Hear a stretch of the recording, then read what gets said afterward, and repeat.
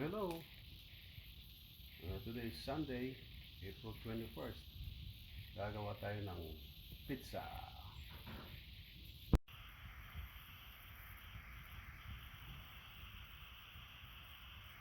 Ito na yung mga kailangan. Siyempre, flour, pizza sauce o marinara, parmesan cheese, mozzarella cheese, salt, olive oil, rapid rice, yeast, sugar, onion, pepper, spinach, olives, black olives, at saka mushroom, kale, saka arugula. Measurement is coming up. Okay, good afternoon po ulit. Ito na po yung measurement ng pizza dough.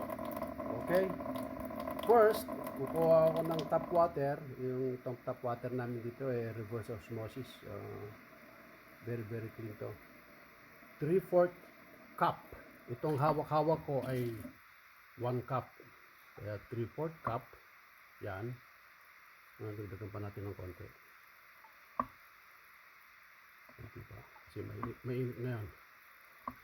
Yan. Ayan. Kung nakikita nyo yan. Yan. 3/4 cup. Lagay ko muna rito. Yan. Patayin ko muna sandali ha. Okay. Ang tubig dapat ay hindi tataas ng 110 degrees. Na siguro nag-average ako ng mga 105 to 110 degrees. Dahil malamig yung galing sa tap water, ma-microwave ko ng 10 seconds.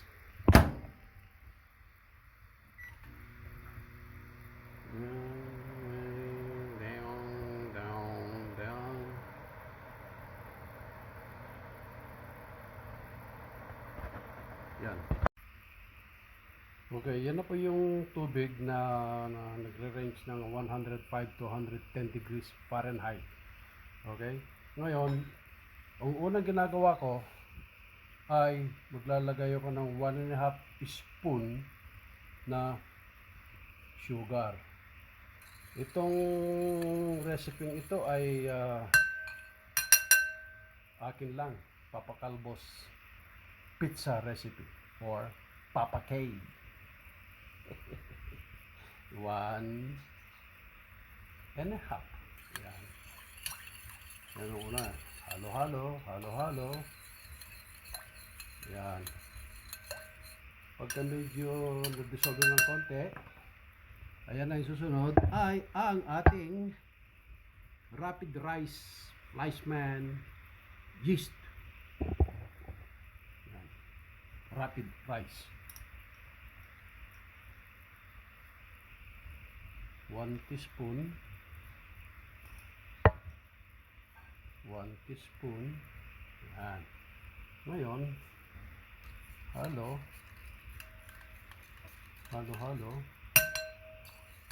Yan. Pagkatapos, maghintay ka lang ng siguro mga 4 to 5 minutes.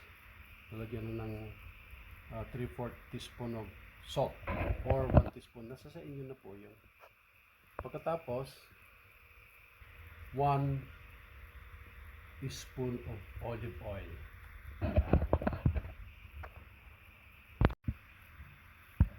Ayan na po yung 1 teaspoon of or 3/4 teaspoon of salt. Dahil mainit na panahon ngayon, madali nang bumula yung ating yeast. Kaya within 3 to 5 minutes, pwede na natin ihalo dun sa flour. Ayan na po yung 1 teaspoon of olive oil. Yan. Ngayon,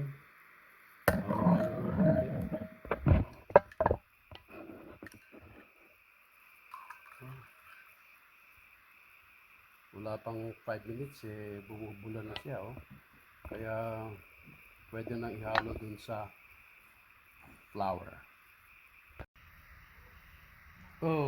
Okay po, ito na po yung continuation ng paggawa ng pizza. Ayan na po yung bread flour. Yung sinabi ko sa inyo, pwede kong gumamit ng all-purpose flour, pero ang ginagamit ko dito ay bread flour. Ayan na po yung yeast, o tinatawag ng pampaalsa. Dahil napakaganda panahon ngayon, at saka yung ginamit kong yeast ay self-rising o rapid rising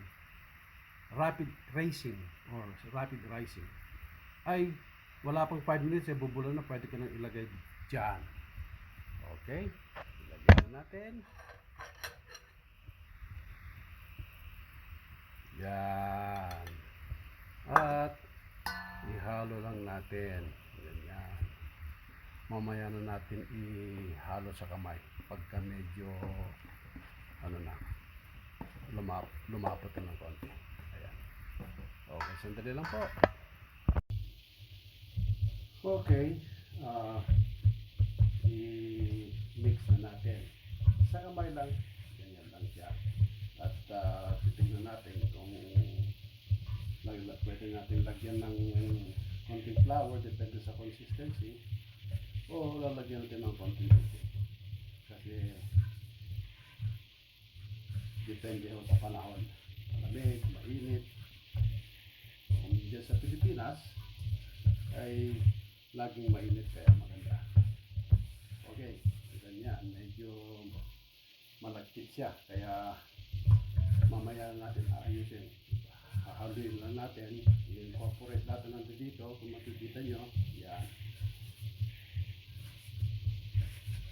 Yan. Tanggalin ko muna natin sa kamay.